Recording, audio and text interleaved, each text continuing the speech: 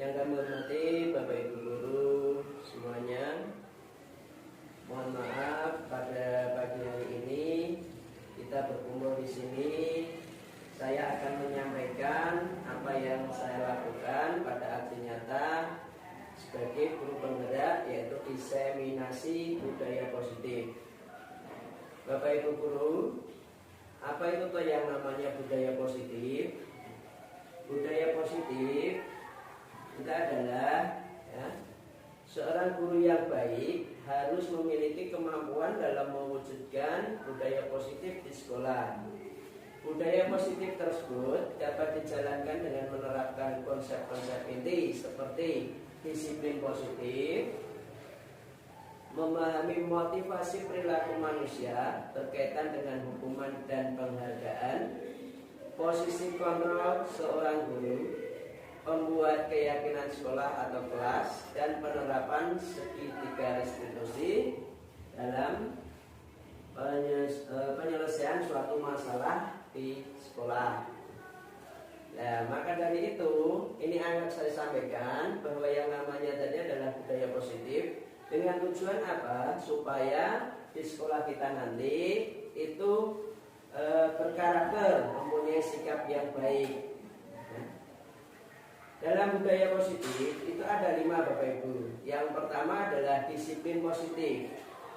Cara penerapan disiplin positif yang mengajarkan anak bertanggung jawab dan menumbuhkan kesadaran diri berdasarkan nilai-nilai kebajikan yang dapat mengontrol diri dalam melakukan segala tindakan, dan murid dapat memahami dan menyadari berdasarkan motivasi internal, bukan akibat paksaan, pujian, atau hukuman. Itu adalah disiplin positif. Kemudian yang kedua, motivasi perilaku manusia. Untuk menghindari ketidaknyamanan, mendapatkan imbalan atau penghargaan, itu namanya adalah motivasi eksternal, dan menjadikan orang yang mereka inginkan menghargai diri sendiri dengan nilai-nilai yang mereka percaya, atau yang namanya adalah motivasi internal. Kemudian berikutnya Bapak Ibu, yang ketiga adalah posisi kontrol seorang guru. Posisi kontrol seorang guru itu yang pertama, Bapak Ibu mungkin bisa menjadi penghukum, kemudian membuat merasa bersalah sebagai teman, sebagai pemantau, dan sebagai manajer. Dari kelima posisi kontrol seorang guru, yang pertama adalah penghukum. Ini mungkin kita semuanya sudah melakukan, sering bukan mungkin ya. Sebelum mungkin kita tahu apa itu namanya adalah posisi kontrol seorang guru, yang pertama adalah penghukum. Pasti semuanya sudah pernah melakukan terhadap anak didik kita. Termasuk saya juga pernah, yaitu ketika mungkin anak didik kita itu melakukan kesalahan atau mungkin tidak sesuai dengan aturan yang ada di sekolah, maka kita sebagai guru, sanksi yang kita berikan pasti pernah memberikan hukuman. Mungkin disuruh berdiri di depan kelas, atau mungkin disuruh berlari, atau mungkin disuruh apa, pokoknya kita menghukum. Tetapi dalam menghukum itu, setelah saya mempelajari pada guru penggerak, ternyata itu ada beberapa efek atau beberapa pengaruh terhadap karakter anak. Ya, pertama, ketika kita menghukum, seumpamanya anak melakukan kesalahan, atau mungkin anak berkata kotor, atau mungkin membolos, atau mungkin kesalahan-kesalahan yang lain, kita hukum anak tersebut. Umpamanya tidak mengerjakan tugas, kita suruh anak lari lapangan 5 kali. Nah, pasti itu nanti akan menjadi suatu ingatan atau memori anak itu ketika mungkin sampai nanti dewasa. Mungkin si anak akan bercerita, saya dulu ketika sekolah di kelas 8, saya dihukum oleh Pak Edi, suruh untuk lari 5 kali lapangan. Itu akan teringat terus. Nah, itu akan menjadi suatu efek yang tidak baik. Atau mungkin nanti anak itu bahkan akan mempunyai rasa dendam terhadap kita. Umpamanya dulu pernah juga ada ya, Bapak Ibu guru kita tidak perlu saya sebutkan, salah satu mungkin ya, itu menghukum anak ketika anak merokok di sekolah, kemudian anak diminta untuk makan sambal, ya, itu akan teringat terus. Ini sebagai pembelajaran kita bahwa kita menghukum itu akan mempunyai efek yang tidak baik, sehingga nanti akan tertanam memori anak itu mempunyai rasa yang dendam atau mungkin rasa yang tidak enak terhadap bapak atau ibu. Kemudian yang kedua adalah membuat merasa bersalah. Membuat merasa bersalah di sini itu adalah kita sebagai guru itu membimbing anak, posisi sebagai kontrol seorang guru itu seakan-akan kita merasa bersalah, mundur-mundur lah bahasa Jawanya itu. Kemudian sebagai teman, kita sebagai teman kayak teman sendiri, kemudian kelihatannya kan ya ini juga bisa, tapi kan kurang begitu pas. Kemudian memantau, kita hanya memantau Bapak Ibu. Kemudian yang terakhir itu adalah manajer. Nah, dari posisi manajer inilah kita akan juga bisa terapkan. Atau mungkin dalam keterangan di bawahnya di sini Bapak Ibu, sebaiknya seorang guru sebagai seorang manajer, yaitu guru bersama murid mempersilahkan murid mempertanggungjawabkan perilakunya dan mendukung murid agar dapat menemukan solusi atas permasalahannya sendiri. Ketika kita sebagai seorang manajer,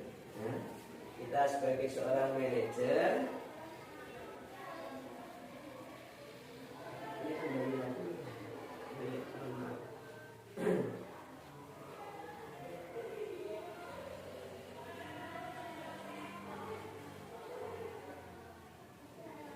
Ini tadi ya, kita sebagai seorang manajer, kita bisa memberikan suatu arahan atau kita bisa membimbing anak itu sebagai seorang manajer.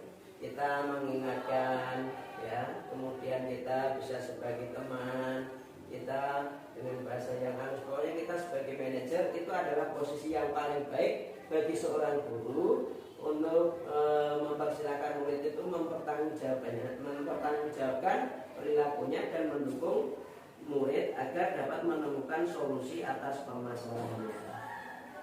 Kemudian yang keempat itu adalah keyakinan sekolah atau keyakinan kelas. Keyakinan sekolah atau keyakinan kelas berupa pernyataan universal yang mudah diingat, dipahami, dan harus diterapkan dalam lingkungan sekolah. Guru berperan mewujudkan terbentuknya keyakinan sekolah atau kelas dengan kesepakatan antara guru dan murid. Bapak Ibu, bahwa keyakinan sekolah atau kelas ini sebenarnya itu kita sudah punya, ya, atau yang namanya itu adalah aturan atau tata tertib yang ada di sekolah. Tetapi ketika keyakinan sekolah atau kelas itu adalah berupa kalimat positif, tidak ada kalimat negatif. Contohnya, tidak boleh datang terlambat. Nah, itu aturan. Maka kalau kita ingin membuat keyakinan sekolah atau kelas itu tepat waktu. Nah, tidak ada kata-kata tidak boleh datang terlambat, tapi kita ganti dengan tepat waktu. Nah, itu namanya adalah keyakinan sekolah atau keyakinan kelas. Anak datang tepat waktu. Ya, anak datang tepat waktu. Kemudian amin ada lagi. Tidak boleh membuli pada temannya. Berarti kalau kita ambil kalimat positifnya itu berarti saling menghargai. Nah, seperti itu Bapak Ibu. Nanti akan saya jelaskan lebih rinci pada tentang apa itu keyakinan kelas. Kemudian yang kelima itu adalah segitiga restitusi dalam penyelesaian masalah. Nah, ini juga akan saya gunakan, ya, dalam budaya positif di sekolah kita nanti. Guru yang berperan sebagai manajer menggunakan segitiga restitusi dalam penyelesaian masalah. Bahwa dalam segitiga restitusi itu ada 3 tahapan yang akan dilakukan, yaitu yang pertama adalah menstabilkan identitas, validasi tindakan yang salah, dan yang ketiga adalah menanyakan keyakinan. Jadi nanti kalau seumpama di sekolah kita ada ada peserta didik atau mungkin murid siswa ya, atau bahkan guru, itu apabila melakukan kesalahan, kita penyelesaiannya dengan menggunakan yang namanya adalah segitiga restitusi. Nah, itu apa yang namanya segitiga restitusi? Segitiga restitusi adalah bahwa kita sebagai manajer menggunakan segitiga restitusi dalam penyelesaian masalah terdapat 3 tahapan. Nah, nanti juga yang akan kita bahas nanti ini Bapak Ibu. Nah, ini tadi Bapak Ibu semuanya, bahwa yang pertama adalah menyusun kelas, menyusun keyakinan kelas. Tadi saya sudah menyampaikan bahwa keyakinan kelas itu terdiri dari 2 kata atau merupakan aturan yang menjadi kalimat positif yang diterapkan dalam sekolah.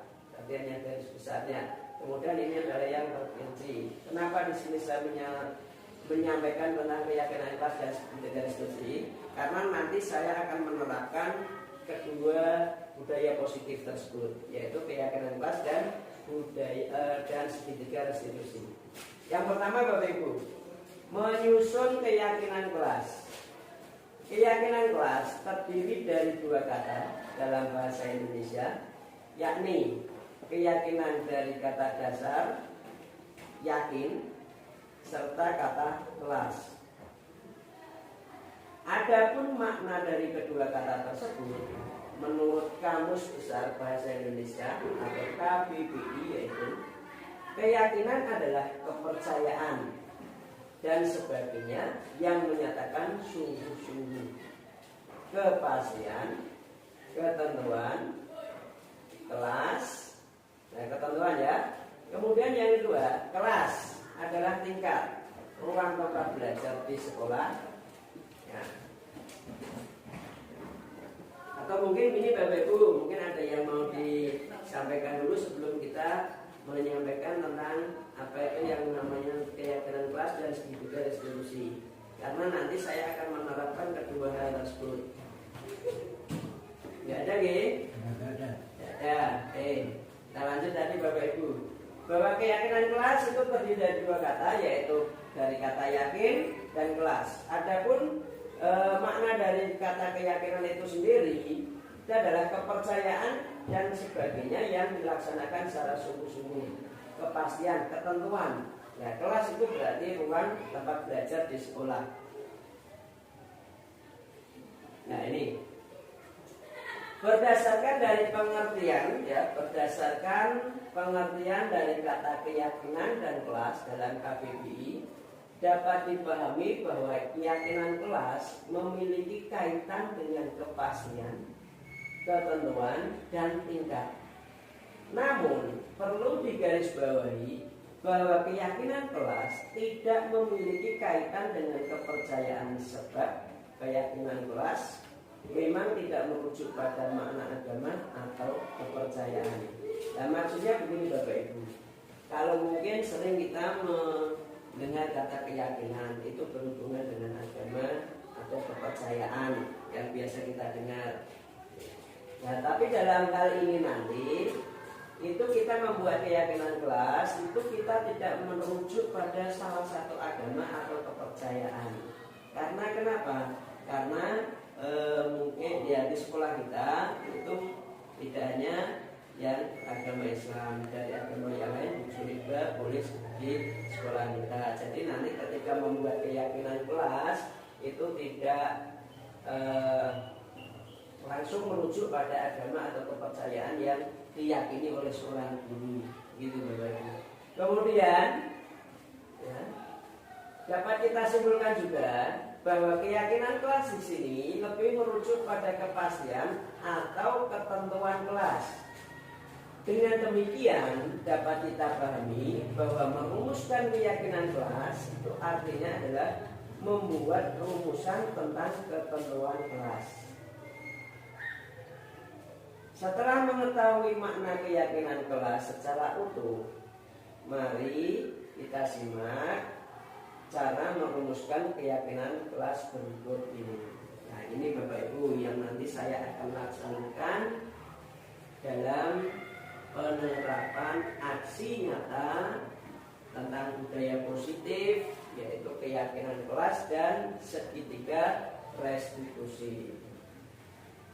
Ya, Bapak Ibu, keyakinan kelas hampir serupa dengan kontrak belajar. Jadi dalam suatu pekerjaan, suatu tindakan itu biasanya sekarang disediakan kontrak belajar. Namun keyakinan kelas cenderung tidak memiliki kalimat negatif atau kalimat yang berupa larangan. Nah ini Bapak Ibu, tadi sudah saya sampaikan sedikit bahwa dalam keyakinan kelas itu biasanya tidak ada kalimat negatif atau harus tidak ada kalimat negatif.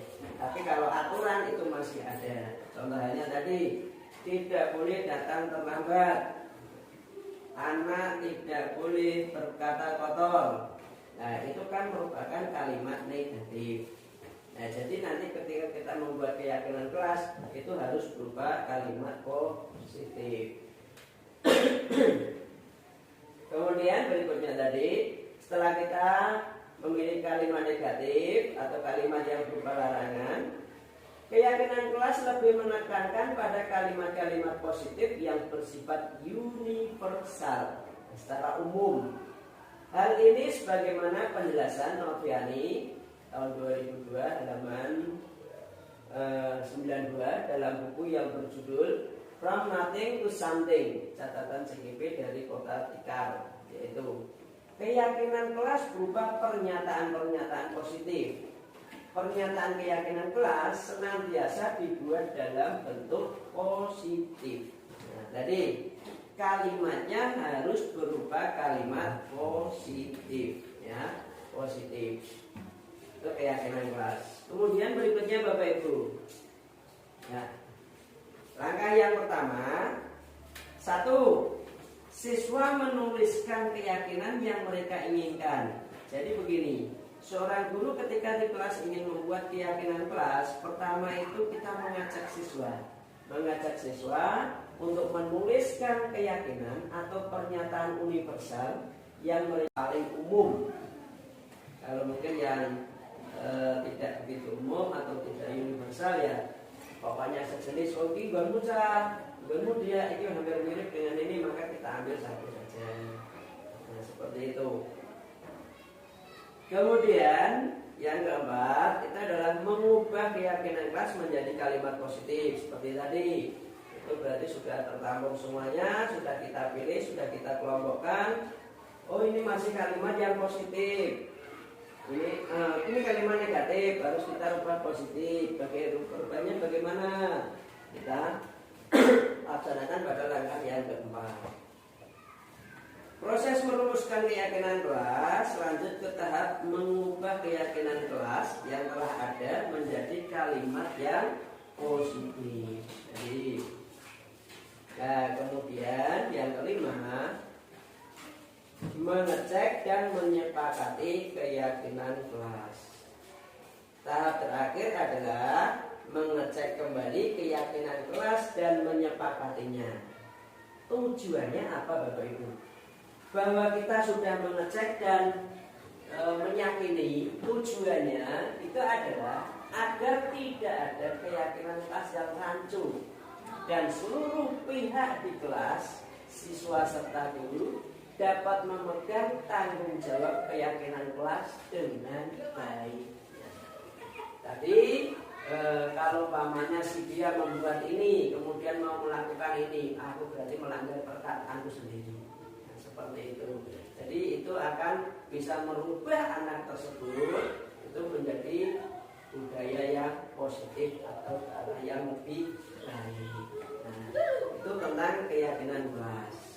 Sebelum saya melanjutkan ke sekitar restitusi, mungkin ada pendapat dari Bapak Ibu dulu. Ya Pak, saya ini memberi umpan balik. Siap. Maksudnya keyakinan kelas berarti tidak jauh beda kalau kita yang selama ini sudah ada ya Pak. Seperti tata-tata kelas ya. Iya Pak Purnama. Cuma kali ini saya sepertinya berarti ada kecenderungan setiap kelas itu keyakinan kelasnya kira-kira agak berbeda ya.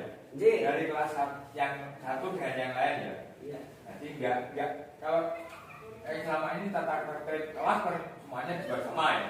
Tapi kalau keyakinan kelas ini berarti setiap katakan menjelang semester baru kita membuat kesepakatan dengan siswa, terus membuat merumuskan keyakinan kelas, berarti setiap kelas nanti beda-beda ya. Beda lah. Oh iya.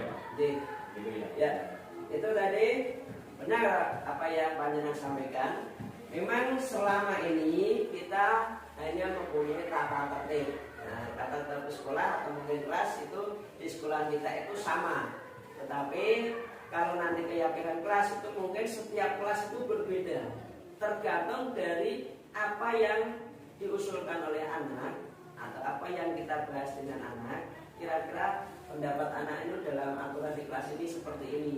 Nah, mungkin kan ada anak ini. Pendidikan sekarang itu harus kita memenuhi kebutuhan anak, harus kita menuntut pada anak, menuntun, menghambakan pada anak.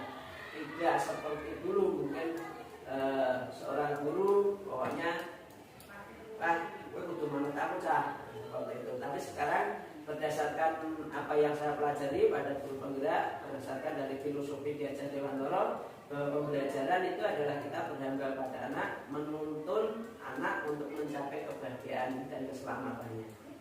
Jadi keyakinan kelas itu bisa berbeda. Umpamanya kelas A, pas kebetulan dari kelas A itu berisi anak unggulan semuanya, di atas rata-rata semuanya. Tentunya keyakinannya beda. Kalau biasanya anak unggulan yang baik-baik, kesopanannya kan juga beda. Mungkin berkata kotor itu tidak ada.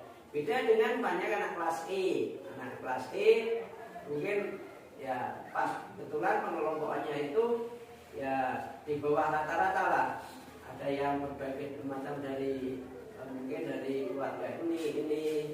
Nah seperti itu mungkin kan terbiasa di rumah, ke bawah di sekolah sering berkata kotor. Maka nanti keyakinannya itu bisa beda antara kelas A, B atau mungkin 1 kelas 7, 8 atau 9 Bapak. Tapi begini Pak. Iya. Jadi saya Kita hanya sharing Pak, diskusi. Oh iya. Mungkin kan saya yang belum mungkin ya. Iya. Berarti yang membuat keyakinan kelas nanti dalam hal ini kalau setiap kelas itu punya wali kelas, apakah wali kelas itu, apakah kepala sekolah atau guru BK. Kemudian misalkan nanti setiap kelas kan ada kecenderungan keyakinan positif kan berbeda. Ya. Nah kira-kira bila misalkan sudah terbentuk keyakinan kelas di kelas yang satu, yang kelas lain belum, nah berarti yang akan diajarkan keyakinan kelas yang belum tadi kira-kira keyakinan kelasnya kok anak-anak yang mengusulkan itu dari guru punya ekspektasinya ini kurang. Bisakah guru mengintervensi? Bisa Pak. Membuat keyakinan kelas itu. Tadi kan ini siswa serta guru Bapak. Ya siswa serta guru. Berarti pendapat anak itu tidak serta-merta kita langsung buat keyakinan itu tidak. Kita tampung, kita ulas, kira-kira masuk enggak. Terus kemudian Bapak Ibu guru juga bisa mengusulkan anak-anak kalau seperti ini umpamanya tidak boleh mencoret dinding. Nah itu juga bisa. Tapi kan itu masih kalimat negatif. Kalimat positifnya bagaimana? Nah kita buat. Jadi apa? Tulislah atau menulislah di buku dengan baik atau bagaimana lah itu ya. Di tempat yang benar. Ya tulislah di tempat yang benar ya. Betul Pak. Kemudian tadi begini Bapak, kalau mungkin setiap kelas itu bisa beda, itu namanya keyakinan kelas. Nah, setiap guru mapel itu juga bisa membuat keyakinan kelas. Jadi keyakinan kelas itu tidak hanya satu itu enggak. Mamanya saya sendirilah, saya bahasa Inggris, saya membuat keyakinan kelas. Berbicara bahasa Inggris dalam pembelajaran bahasa Inggris. Nah, itu keyakinan kelas. Itu bisa saya buat, tapi nanti dibuat keyakinan kelas bahasa Inggris atau mungkin pelajaran matematika buat sendiri tidak apa-apa. Nah kalau yang nanti menjadi keyakinan sekolah itu beda. Berarti antara Bapak Ibu guru setelah pendapat dari anak-anak terus disalin oleh Bapak Ibu guru bersama dengan kepala sekolah kita ulas bersama. Itu menjadi keyakinan sekolah. Ini nanti baru keyakinan kelas Bapak. Itu. Jadi bisa berbeda. Mamanya saya bahasa Inggris, panjang matematika, bersama bahasa Jawa, bahasa Indonesia. Itu nanti bisa membuat keyakinan sendiri-sendiri. Jadi di awal semester ini kita buat keyakinan kelas. Kita gunakan selama 1 semester. Tuh. Jadi keyakinan kelas itu nanti tidak dicetak itu Pak ya? Tidak tertulis di kelas tidak ya? Ya. Berarti sifatnya seperti konvensi antar guru maba dengan kelas itu. Ya, gitu. Seperti itu juga bisa. Kemudian ditulis ditambah di mading kan bisa. Biasanya kan ada mading di belakang. Ini keyakinan kelas matematika. Oh, gitu ya. IPA, bahasa Inggris, IPS gitu. Nah, itu. Nah, nanti untuk yang keyakinan sekolah itu beda. Keyakinan sekolah itu dari siswa-siswa tadi, dari setiap guru mapel, terus kita bersama dengan guru, kepala sekolah, semua warga yang ada di sekolah kita berkumpul, berdiskusi, menentukan keyakinan sekolah. Nah, yang keyakinan sekolah itulah nanti yang kita tembak di depan. Itu di sekolah atau mungkin di dalam kelas. Kalau di belakang itu kan keyakinan kelas, mapel itu kan bisa. Itu. Mungkin ada yang lain. Jadi demikian Pak Kris.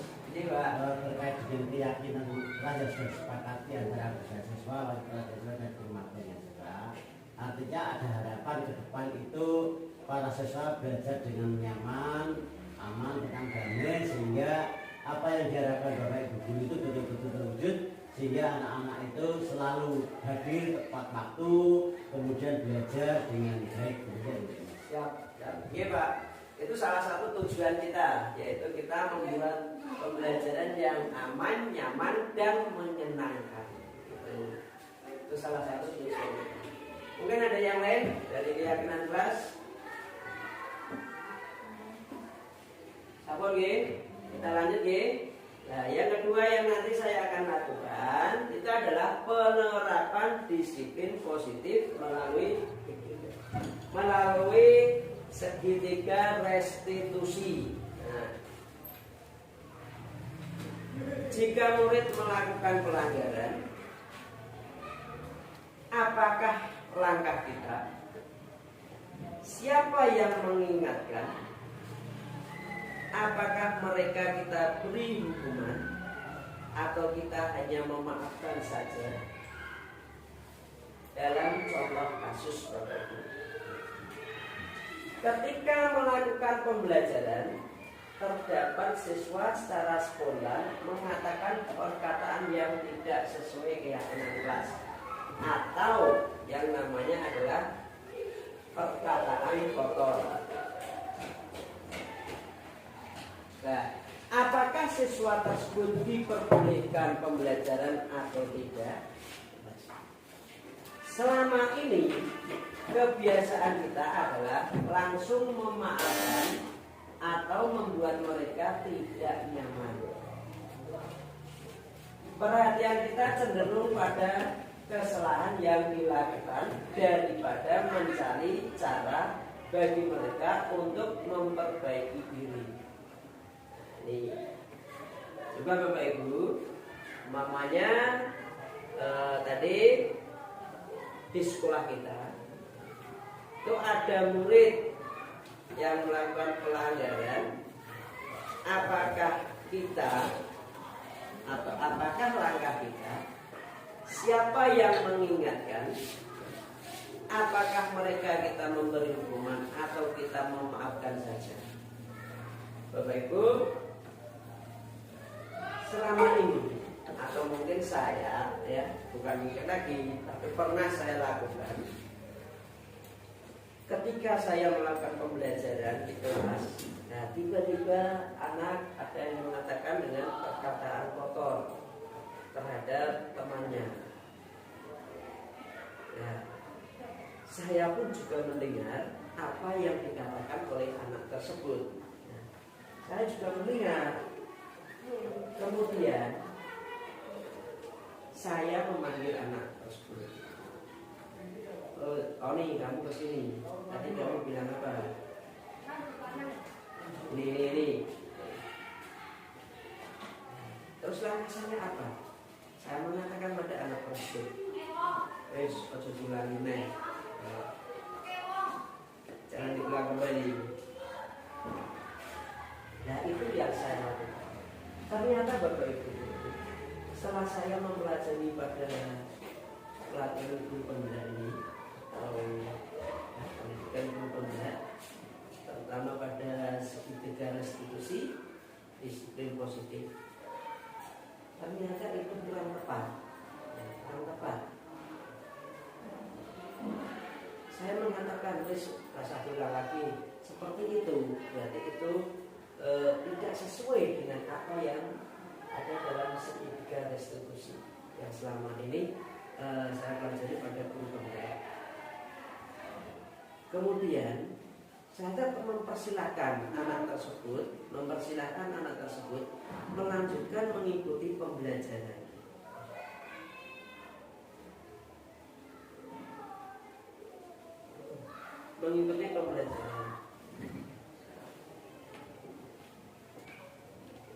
Usahawan duduk sini aja enggak apa-apa. Kalau sebentar Pak. Ya. Terus kemudian Bapak Ibu, selama ini kebiasaan kita adalah langsung memaafkan. Itu yang saya lakukan. Atau membuat mereka itu tidak nyaman. Nah, terus kemudian di pertemuan berikutnya dia mengulang kembali apa yang dia lakukan ketika saya memberikan anak itu jangan mengulangi lagi. Ternyata diulang kembali. Perhatian kita cenderung pada kesalahan yang dilakukan daripada mencari cara bagi mereka untuk memperbaiki diri. Nah, dari kasus tadi, salah satu cara untuk memperbaiki diri agar terwujud disiplin diri dapat dilakukan melalui segitiga restitusi. Nah, yang selama ini sudah saya dapatkan pada guru pembela. Segitiga restitusi adalah proses menciptakan kondisi bagi murid untuk memperbaiki kesalahan mereka, sehingga mereka bisa kembali lagi pada kelompok mereka dengan karakter yang lebih kuat. Dosen 2004 dalam LMS Guru Pembela modul 1.4 budaya positif 2021.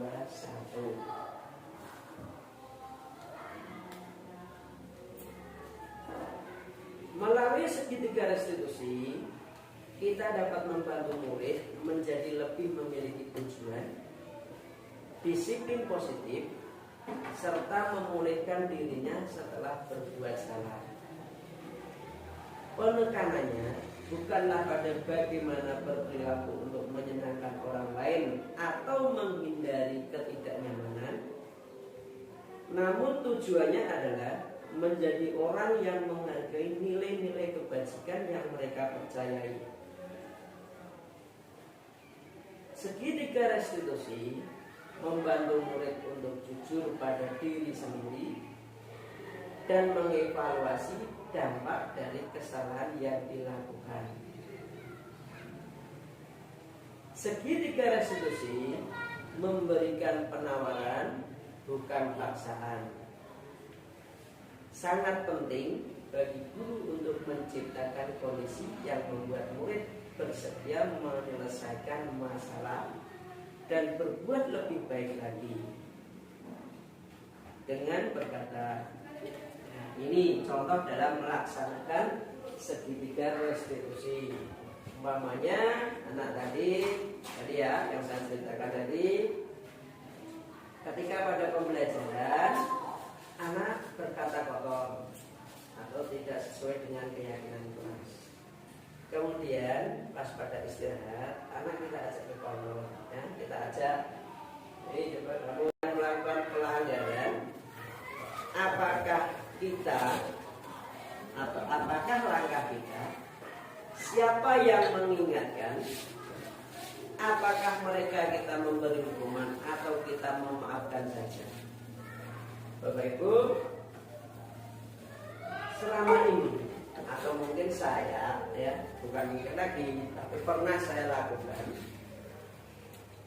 Ketika saya melakukan pembelajaran di kelas, nah tiba-tiba anak ada yang mengatakan dengan perkataan kotor terhadap temannya.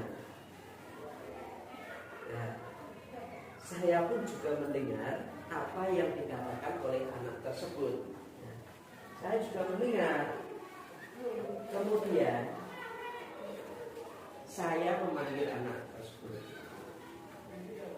Oh nih, kamu kesini. Tadi kamu bilang apa? Ini. Terus alasannya apa? Saya mengatakan pada anak tersebut, wes, ojo diulangi nih. Jangan diulang kembali. Nah itu yang saya lakukan. Ternyata Bapak Ibu, setelah saya mempelajari pada pelatihan guru pembela ini, pendidikan guru pembela, terutama pada segitiga restitusi, disiplin positif, ternyata itu kurang tepat. Saya mengatakan, bahasa ulang lagi, seperti itu, berarti itu tidak sesuai dengan apa yang ada dalam segitiga restitusi yang selama ini saya pelajari pada guru pembela. Kemudian saya mempersilahkan anak tersebut melanjutkan mengikuti pembelajaran.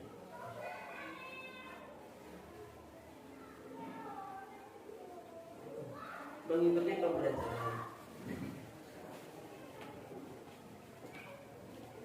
Saya duduk sini aja enggak apa-apa. Kalau sebentar, Pak. Ya. Terus kemudian Bapak Ibu, selama ini kebiasaan kita adalah langsung memaafkan. Itu yang saya lakukan. Atau membuat mereka itu tidak nyaman. Nah, terus kemudian di pertemuan berikutnya dia mengulang kembali apa yang dia lakukan ketika saya memberikan anak itu jangan mengulangi lagi. Ternyata diulang kembali. Perhatian kita cenderung pada kesalahan yang dilakukan daripada mencari cara bagi mereka untuk memperbaiki diri. Nah, dari kasus tadi, salah satu cara untuk memperbaiki diri agar terwujud disiplin diri dapat dilakukan melalui segitiga restitusi. Nah, yang selama ini sudah saya dapatkan pada guru pembela. Segitiga restitusi adalah proses menciptakan kondisi bagi murid untuk memperbaiki kesalahan mereka, sehingga mereka bisa kembali lagi pada kelompok mereka dengan karakter yang lebih kuat. Dosen 2004 dalam LMS Guru Pembela modul 1.4 Budaya Positif 2021.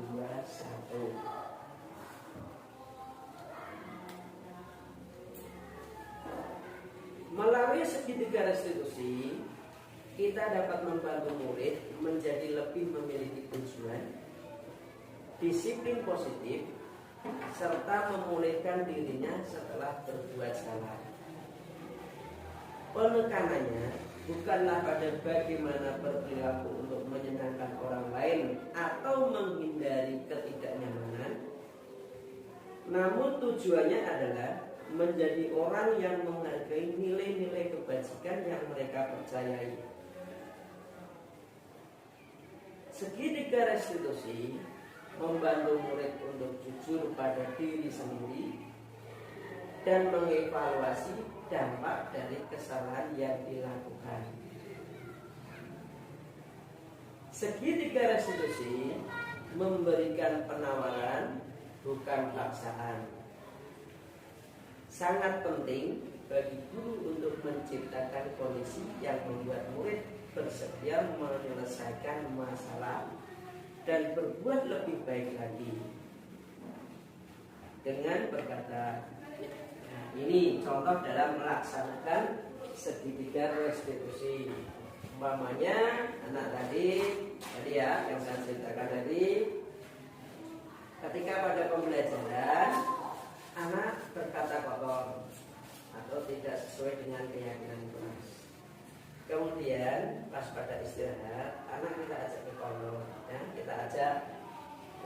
kamu ya Doni, sini yuk ikut bapak. Nah, setelah itu masuk kantor, kita berdua bertanya, Doni, tahu nggak apa kesalahanmu? Nah, pasti dia tak tahu. Terus diingatkan, kesalahanmu tahu nggak tadi di dalam kelas? Oh iya Pak, saya yang salah apa? Berkata kotor. Kenapa kamu melakukan itu? Ya, karena saya merasa terganggu Pak oleh teman saya. Nah, kemudian Bapak Ibu Guru, kita menerapkan sekitar instruksi. Hei Doni, semua orang pasti pernah berbuat salah. Semua orang pasti pernah berbuat salah. Pak Kis pun juga pernah mengatakan seperti itu. Pak Kis juga pernah melakukan seperti itu. Nah, itu yang pertama Bapak Ibu dalam sekitar instruksi. Kemudian yang tidak langsung mengatakan, hei Doni, kamu harus melakukan ini. Kalau tidak, maka kamu nanti akan dihukum oleh teman-temanmu, akan dikucilkan oleh teman-temanmu. Nah, tidak seperti itu Bapak Ibu. Dalam sekitar instruksi tadi ada tadi semua orang pasti pernah berbuat salah, tapi juga pernah melakukan seperti itu. Tapi apakah itu sudah sesuai dengan keyakinan kelas kita? Nah, pasti dia menjawab, belum Pak. Kalau belum, kenapa melakukan hal itu? Ya karena saya diganggu Pak. Nah, mungkin seperti itu Bapak Ibu. Nah, kemudian ya, bahwa dalam langkah segitiga restitusi itu ada 3. Yang pertama menstabilkan identitas. Kemudian yang kedua adalah validasi tindakan yang salah. Yang ketiga adalah menanyakan keyakinan. Nah, seperti tadi Bapak Ibu, tadi saya mengulas itu tadi berdasarkan apa yang saya lakukan, ya. Yaitu ada 3, menstabilkan identitas, validasi tindakan yang salah, dan menanyakan keyakinan. Seperti halnya saya putarkan dalam sebuah video Bapak Ibu, saya punya rekamannya ketika menangani dalam segitiga restitusi.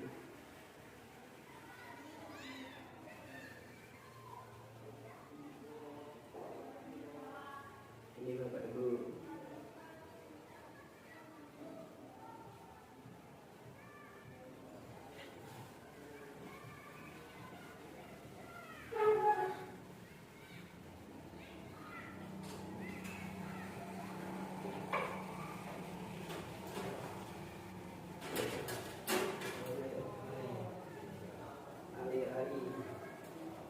Mohon maaf, speakernya lupa Bapak Ibu.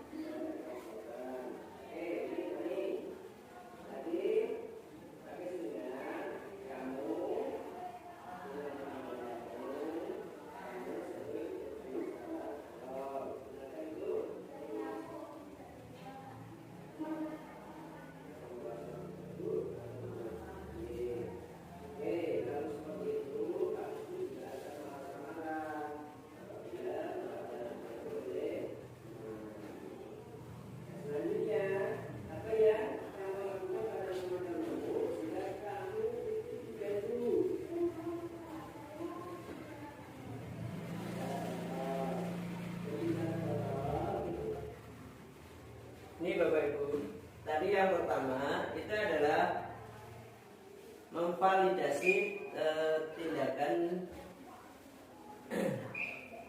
Mohon maaf, bentar Bapak Ibu. Jadi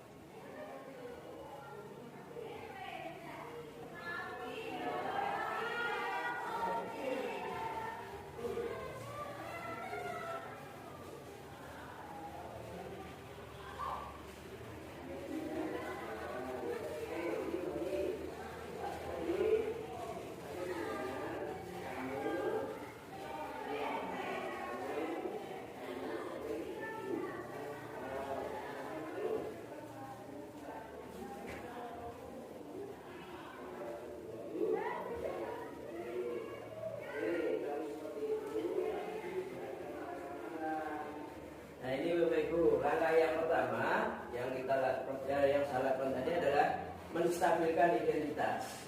Ya. Kita bertanya pada anak, ya seperti itu tadi ya. Bangkit juga pernah melakukan kesalahan seperti itu. Kemudian yang kedua itu adalah validasi tindakan yang salah.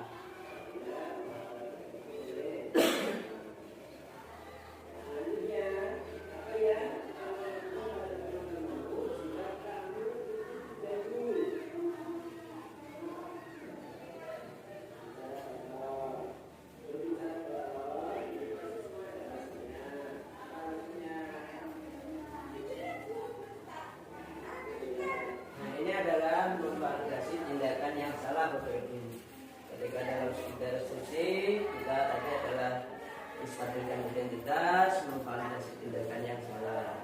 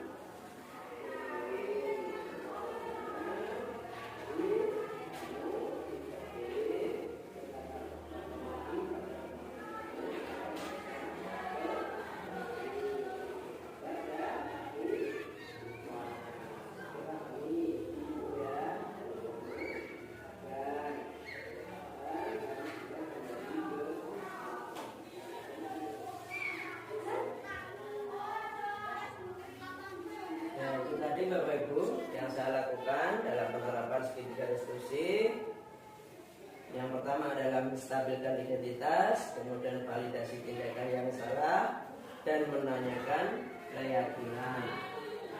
Bapak Ibu, bahwa ini adalah gambar dari segitiga restitusi. Saya akan tampilkan Bapak Ibu.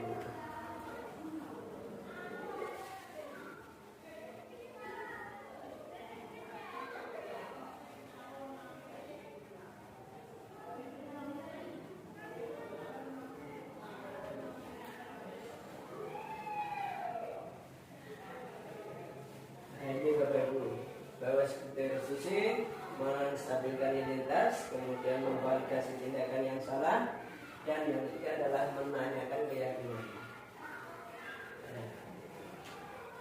Pada menstabilkan identitas, ya, kamu tentu punya alasan. Adakah cara yang lebih efektif untuk mendapatkan apa yang kamu butuhkan? Kamu tentu punya alasan. Keyakinan keras apa yang telah kita sepakati? Kamu ingin menjadi orang yang seperti apa? Nah, itu adalah 3 langkah tersebut tadi Bapak Ibu, yaitu menstabilkan identitas, validasi tindakan yang salah, dan yang ketiga adalah menanyakan tentang keyakinan. Kemudian Bapak Ibu, kita lanjut tadi ya. Jadi 3 langkah restitusi. Kemudian gambar restitusi tadi sudah ya. Nah, ini seperti halnya pada video yang terputar tadi. Langkah pertama pada bagian dasar segitiga adalah menstabilkan identitas. Jika anak berbuat salah, maka ada kebutuhan dasar mereka yang tidak terpenuhi.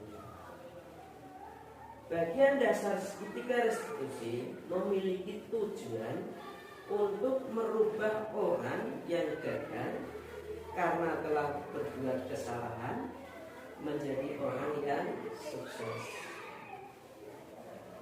Kita harus mampu meyakinkan mereka dengan mengatakan kalimat seperti tidak ada manusia yang sempurna. Saya juga pernah melakukan kesalahan seperti itu. Itu menstabilkan identitas. Ketika seseorang dalam kondisi emosional, maka otak tidak akan mampu berpikir rasional. Saat inilah kita menstabilkan identitas anak. Anak kita bantu untuk tenang dan mencari solusi untuk menyelesaikan permasalahan. Itu langkah yang pertama, menstabilkan identitas. Sekali lagi Bapak Ibu, tidak ada manusia yang sempurna. Saya juga pernah melakukan kesalahan seperti itu. Nah, itu yang harus dikatakan atau disampaikan ketika menghadapi anak yang buat salah. Maka ada kebutuhan dasar mereka yang tidak terpenuhi. Bagian dasar segitiga restitusi memiliki tujuan untuk merubah orang yang gagal karena telah berbuat kesalahan menjadi orang yang sukses. Kita harus mampu meyakinkan mereka dengan mengatakan kalimat seperti, tidak ada manusia yang sempurna. Saya juga pernah melakukan kesalahan seperti itu. Itu menstabilkan identitas. Ketika seseorang dalam kondisi emosional, maka otak tidak akan mampu berpikir rasional. Saat inilah kita menstabilkan identitas anak. Anak kita bantu untuk tenang dan mencari solusi untuk menyelesaikan permasalahan. Itu langkah yang pertama, menstabilkan identitas. Sekali lagi Bapak Ibu, tidak ada manusia yang sempurna. Saya juga pernah melakukan kesalahan seperti itu. Nah, itu yang harus dikatakan atau disampaikan ketika menghadapi anak yang bermasalah dengan menggunakan segitiga restitusi. Kemudian Bapak Ibu, langkah yang kedua apa? Yaitu tadi memvalidasi tindakan yang salah. Nah, memvalidasi itu apa? Yaitu kita memvalidkan. Ya. Konsep langkah kedua adalah kita harus memahami kebutuhan dasar yang mendasari tindakan anak berbuat kesalahan. Menurut teori kontrol, semua tindakan manusia, baik atau buruk, pasti memiliki maksud atau tujuan tertentu. Dalam LMS Guru Penggerak tahun 2021. Ketika kita menolak anak yang berbuat salah, dia akan tetap dalam masalahnya. Nah, yang diperlukan apa? Yaitu kita memahami alasan melakukan hal tersebut sehingga anak merasa dipahami. Dan maksudnya bagaimana? Seperti yang saya putarkan pada video tadi, ya, kita memahami alasannya. Kenapa kamu melakukan itu, Mani? Alasanmu apa? Nah, ternyata Mani menjawab tadi, karena saya diganggu Pak, merasa diganggu, saya juga emosi, saya marah, kemudian saya berkata kotor. Dalam perkataan itu kita pahamilah, kita terima, jangan kita tolak. Ya. Kalau berkata kotor itu kan nggak baik, nah itu bukan segitiga restitusi. Nah, kita harus menerima secara perlahan, kita memahami. Nah, yang diperlukan adalah kita memahami alasan melakukan hal tersebut sehingga anak merasa dipahami. Tiga tekno, bahasa Jawanya itu ya, tiga tekno dipahami, diperhatikan. Itu anak butuh perhatian kalau ingin lebih baik. Itu adalah langkah yang kedua, yaitu tadi memvalidasi tindakan yang salah. Makanya kita bisa memahami kebutuhan dasar yang mendasari tindakan anak tersebut. Kesalahan menurut teori kontrol, semua tindakan manusia baik atau buruk pasti memiliki maksud atau tujuan tertentu atau sesuai dengan LMS Penggerak tahun 2001. Ketika kita menolak anak berbuat salah, dia akan tetap dalam masalah. Tapi apa yang harus kita lakukan? Kita harus memahami alasannya melakukan hal tersebut itu apa. Kita harus terima, kita harus pahami, sehingga itu anak akan merasa diperhatikan atau merasa dihargai. Kemudian langkah yang ketiga yaitu menanyakan keyakinan. Teori kontrol menyatakan bahwa kita pada dasarnya itu adalah termotivasi secara internal ketika langkah 1 dan 2 itu sukses dilakukan. Maka anak akan siap untuk dihubungkan dengan nilai-nilai yang dia percaya dan berpindah menjadi orang yang dia inginkan. Penting bagi kita untuk menanyakan ke anak tentang kehidupan ke depan yang dia inginkan. Kalau seperti itu, kamu yang maunya bagaimana kami? Ketika mereka sudah menemukan gambaran masa depannya, guru dapat membantu mereka untuk tetap fokus pada gambarannya. Melalui segitiga restitusi, kita dapat mewujudkan mereka menjadi murid yang merdeka. Mereka mampu menyelesaikan masalah dengan motivasi internal dan bertanggung jawab terhadap pilihannya.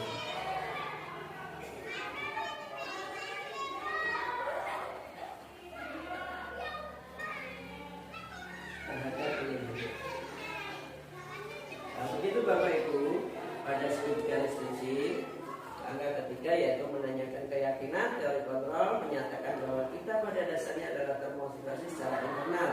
Ketika langkah 1 dan 2 sukses dilakukan, maka anak akan siap untuk dihubungkan dengan nilai-nilai yang dia percaya dan berpindah menjadi orang yang dia inginkan.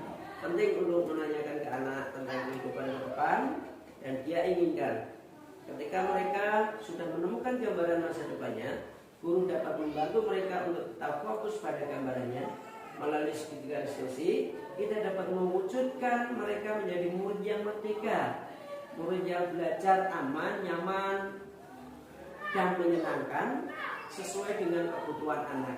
Bapak Ibu, ya, sesuai dengan kebutuhan anak. Kemudian,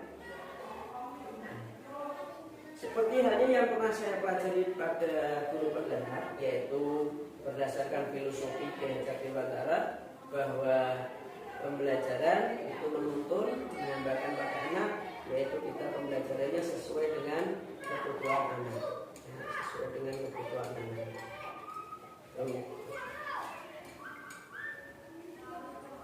Nah, demikianlah Bapak Ibu, apa yang saya sampaikan, apa yang saya dapat diskusikan pada pagi hari ini.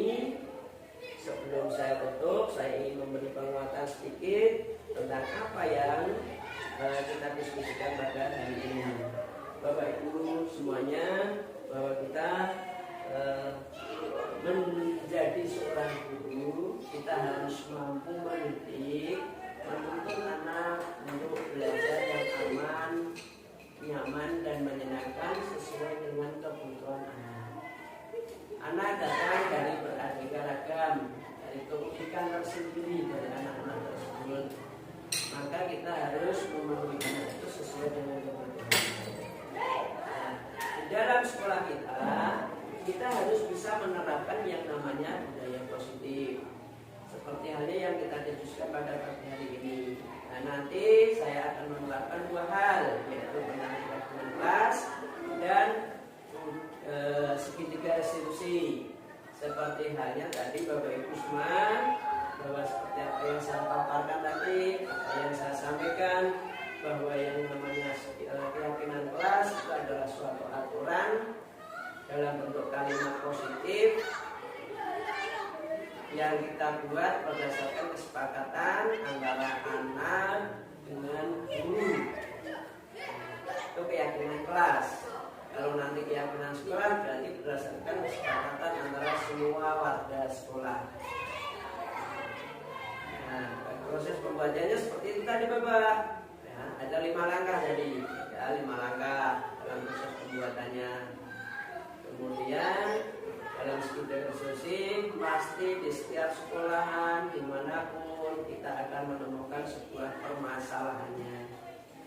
Nah, seperti halnya yang saya pelajari pada guru penggerak, ketika ada suatu anak yang bermasalah, kita dapat menyelesaikan dengan menggunakan yang namanya adalah segitiga restitusi. Dalam segitiga restitusi itu ada 3 langkah Bapak Ibu. Yang pertama adalah menstabilkan identitas, yang kedua adalah validasi tindakan yang salah, yang ketiga adalah menanyakan keyakinan. Seperti yang saya paparkan tadi Bapak Ibu, bahwa menstabilkan identitas itu kita menstabilkan anak tersebut. Ya. Oke, Bapak paham apa masalahnya ini. Bapak juga pernah melakukan kesalahan seperti itu. Nah, kemudian validasi tindakan yang salah, seperti halnya tadi Bapak Ibu, yaitu kita memvalidasi tindakan yang salah. Kemudian langkah yang ketiga itu adalah menanyakan keyakinan, apakah sudah sesuai dengan keyakinan kita? Belum. Kalau belum itu adalah bagaimana? Ya kita harus saling menghargai, tidak boleh berkata kotor. Itu adalah menanyakan keyakinan. Berarti tidak sesuai. Nah, itu Bapak Ibu guru hebat semuanya.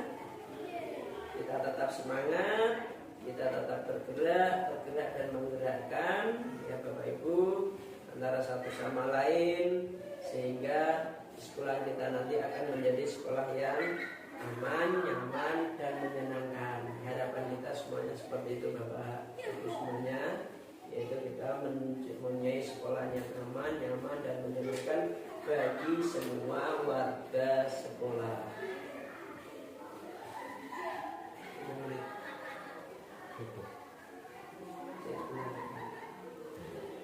Ya, itu Bapak Ibu ya yang saya sampaikan.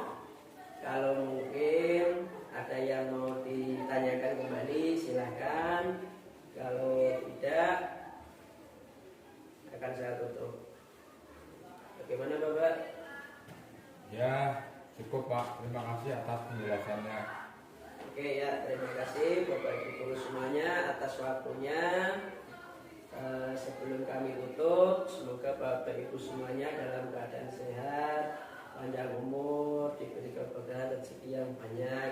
Nah, kita tetap semangat dalam mengajar, kita tetap semangat dalam bergerak, tergerak dan menggerakkan, mengimpikan, menjadikan atau mewujudkan sekolah kita itu adalah sekolah yang aman, nyaman dan menyenangkan. Terima kasih Bapak Ibu guru semuanya. Wa taufiq wal hidayah. Wassalamualaikum warahmatullahi wabarakatuh. Saling mengenali teman-teman. Tidak berbicara Allah. Tidak berbicara Allah. Terus apa?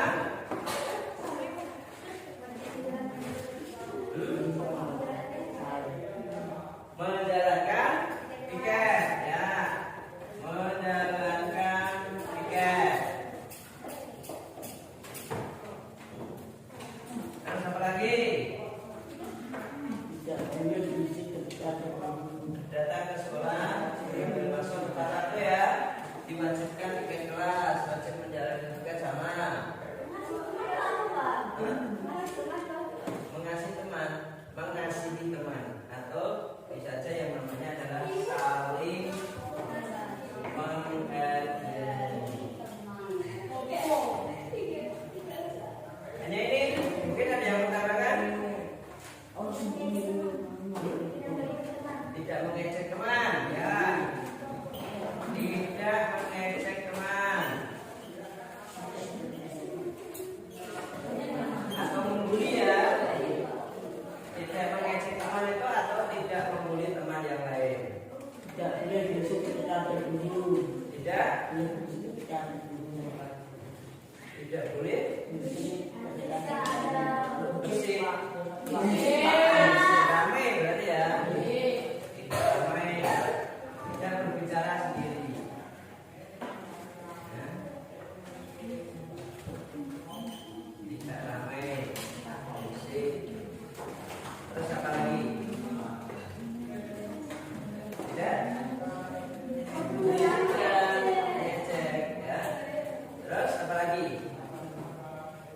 Dilarang? Terus ganti kelas. Dilarang merokok ya. Oke.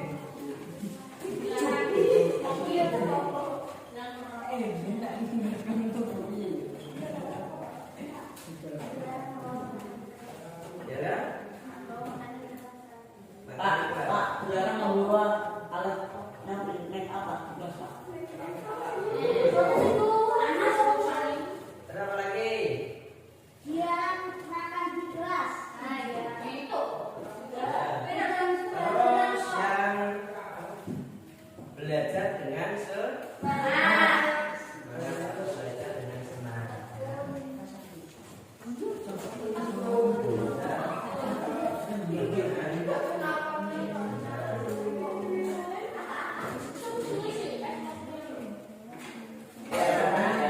Jadi ini adalah kesepakatan yang harus kita laksanakan, harus kalian laksanakan. Ya. Yang pertama masuk tepat waktu. Ya. Kemudian yang kedua tidak berbicara, menjalankan tiket, saling menghargai, tidak mengejek teman, tidak aneh, dilarang merokok, belajar dengan senang. Bendera pasti menaruh ikas. Ya, bendera wajib.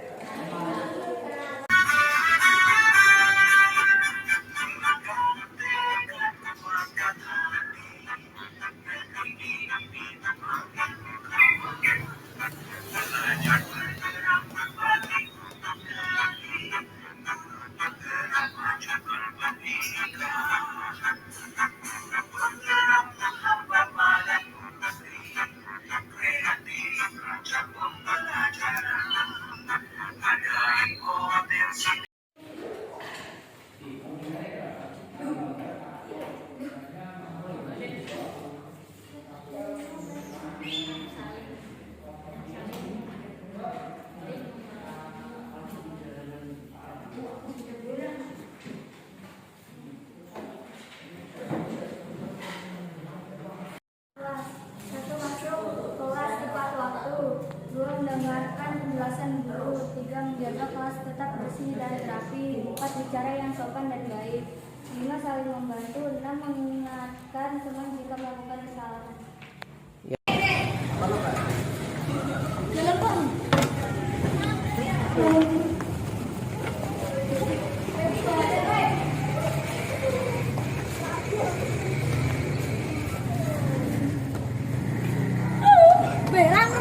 Warahmatullahi wabarakatuh. Saya Dea Putri dari kelas 8. Saya senang karena ikut dilibatkan secara aktif dalam proses pembuatan kesepakatan kelas yang kemudian diubah menjadi keyakinan kelas.